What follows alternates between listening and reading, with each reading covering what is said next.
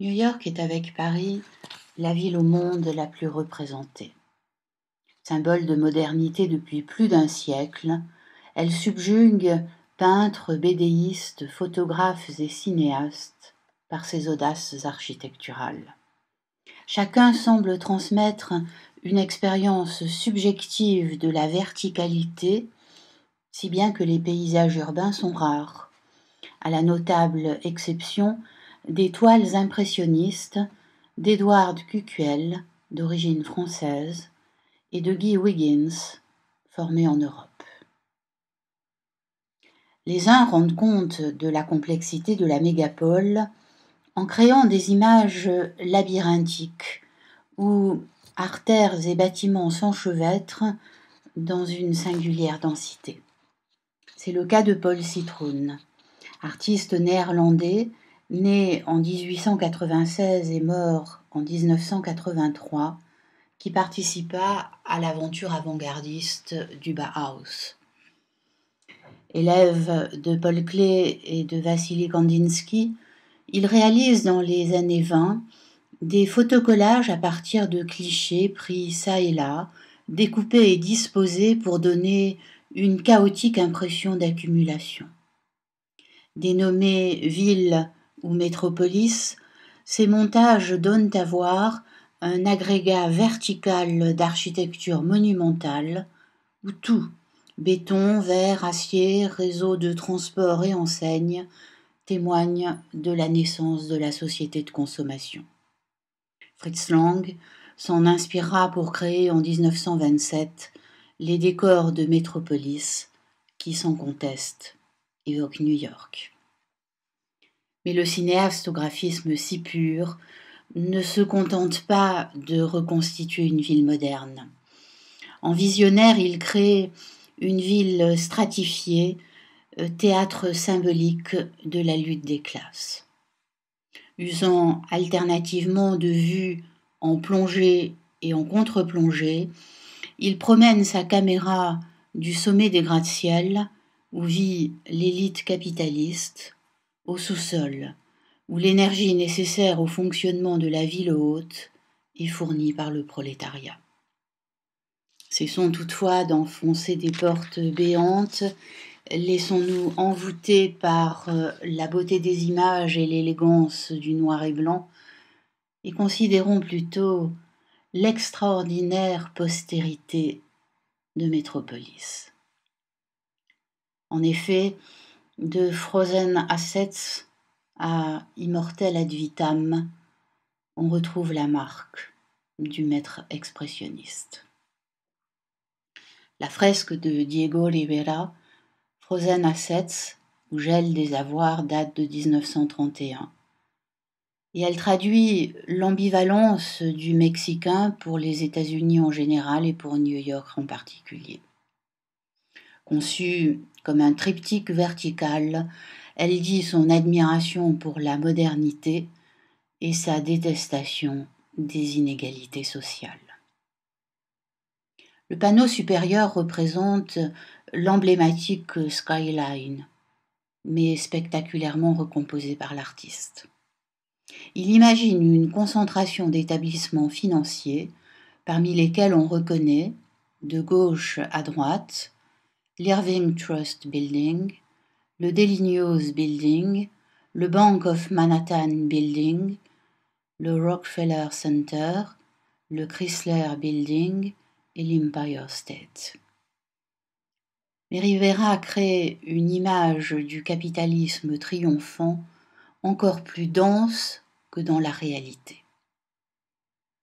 Le panneau central, quant à lui, représente un hangar de verre et d'acier transformé en dortoir pour les sans-abri victimes de la Grande Dépression économique. Non seulement ils sont déshumanisés puisqu'ils sont sans visage, mais encore tels de dangereux révolutionnaires, ils sont sous la surveillance d'un gardien, de dos, et, comble d'irrespect, ils sont allongés en rang serré, tels des animaux humains que l'exploitation de l'homme par l'homme a fait d'eux. Enfin, le panneau inférieur illustre la richesse cachée. Il montre la salle des coffres d'un établissement bancaire profondément enfoui sous terre et protégé par 3 employés de face ou de profil. Elle est précédée d'une grotesque antichambre dans laquelle patientent d'élégants clients préservés par la crise et surtout identifiables. Le vieux monsieur assis sur le banc ne serait autre que John Rockefeller Senior en personne. Celui-là même qui commanda à Diego Rivera la décoration du hall de son gratte-ciel et qui la fit détruire partiellement car l'insolent fresquiste y avait représenté Lénine, à droite, entre les ailes de l'homme au croisement. Le symbole capitaliste est paroxystique dans le long métrage d'Enki Bilal, Immortel ad vitam. L'action se situe en 2095 dans un New York sinistré où Central Park ne réunit plus les conditions nécessaires à la vie humaine. La ville est sous le joug de l'Eugenic Corporation, une compagnie pharmaceutique qui exerce sur les habitants et les politiques une dictature médicale et génétique. La lutte contre les humains non encore modifiés s'engage, mais malgré l'assistance des dieux de l'Égypte ancienne, leur combat est perdu d'avance. Pour Bilal, le socialisme semble définitivement vaincu par la mondialisation. L'insalubrité au sol nous vaut un festival d'images numériques en plongée d'une époustouflante poésie qui n'est pas sans rappeler celle moins sophistiquée du King Kong des années 30. Sans doute, si l'on avait appris à lire ces images verticales hautement symboliques, aurait-on été moins stupéfait par les tragiques attentats du 11 septembre. Maintes fois pressentis par les artistes plasticiens, ils l'ont aussi été par les littéraires et notamment par le poète moderniste Art Crane, auteur en 1932 de La Tour brisée, un poème visionnaire sur un gratte-ciel ensanglanté en plein cœur de New York. Un poème auquel j'associe irrésistiblement la toile de Gerhard Richter, September, peinte en 2005 et offerte au MoMA. Elle occupe une place à part dans l'œuvre du peintre, par son format, petit, contre toute attente, 52 cm sur 72, et par sa technique, matière grattée jusqu'à obtention d'une image fantomatique, suggérant davantage l'intensité du choc que n'importe quel document photographique. Mais New York n'est pas qu'un monstre urbain grand dévoreur de vies humaines. C'est aussi une ville passionnément aimée pour sa géométrie architecturale. Et l'on sent cet enthousiasme dans les clichés des photographes, comme dans le travail des peintres. Le Flatiron, achevé en 1902, attire aussitôt l'œil des photographes pictorialistes tels que Alfred Stieglitz et Edward Steichen. Ils ambitionnent tous deux de faire entrer la photographie dans le domaine de l'art et veulent rivaliser avec les peintres. Voyons plutôt. Le cliché de Stieglitz, pris sous la neige durant l'hiver 1903, frappe par sa verticalité. À l'arrière-plan, le gratte-ciel, qui entre pleinement dans le cadre, et au premier plan, le tronc d'un arbre dont la cime est volontairement hors champ pour mettre en évidence la fourche qui rappelle l'arrondi de l'architecture. Cette composition très étudiée, tout en ligne et en volume, découpe le sujet qui se détache sur un fond vaporeux. La photo crépusculaire de Steichen, quant à elle, date de 1906 et frappe par un effet de contre-jour. Le premier plan, avec passants, fiacres, cochers et végétaux, est relégué dans l'ombre luisante d'un soir pluvieux, tandis que l'arrière-plan baigne dans une brume lumineuse. Le cadrage serré coupe délibérément le sommet du building pour majorer l'impression de gigantisme, et surtout, il insiste moins sur le bâtiment lui-même que sur la perspective, au croisement de Broadway avec la 5e avenue et la 23e rue.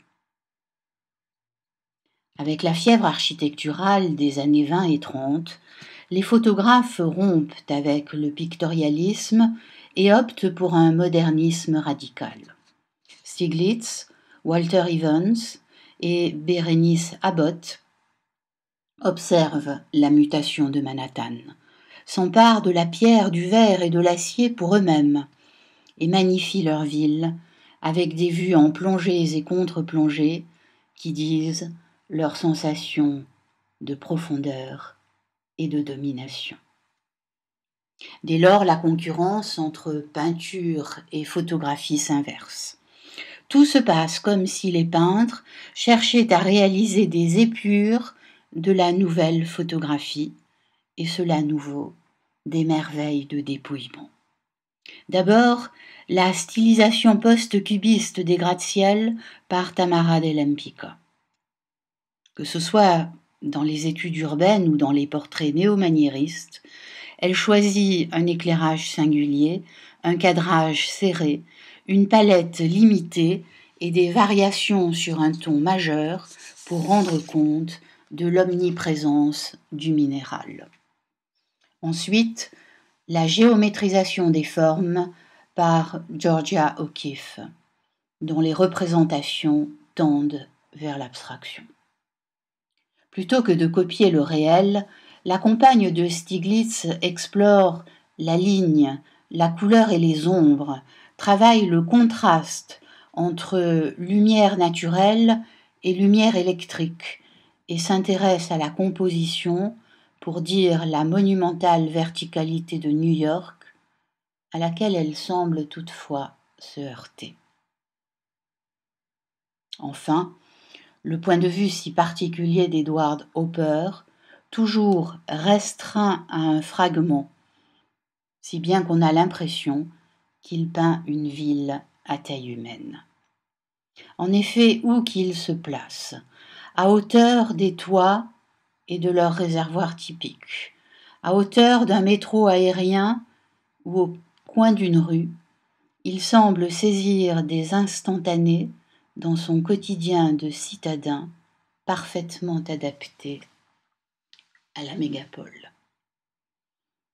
Ce panorama serait incomplet si l'on ne mentionnait pas le typique pont de Brooklyn, autre icône du modernisme new-yorkais.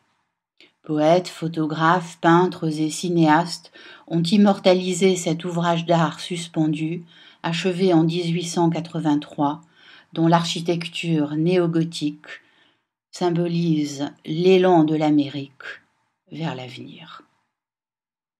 Walker Evans l'a photographié sous divers angles, à diverses heures du jour et de la nuit, pour illustrer la séquence poétique de Hart Crane, The Bridge, hymne au pont et à l'Amérique tout entière, publié en 1929.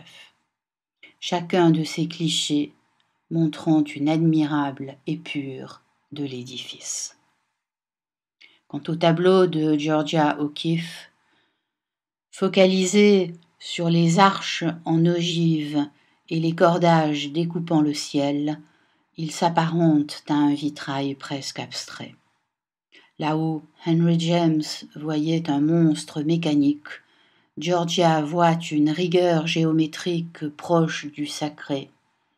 C'est vraiment l'enthousiasme. Pour finir, je vous invite à rêver avec le photographe des villes éteintes, Thierry Cohen, qui substitue la nuit étoilée aux mégawatts et réinvente l'image des mégapoles, car on ne conclut pas un film sur New York en éternelle expansion.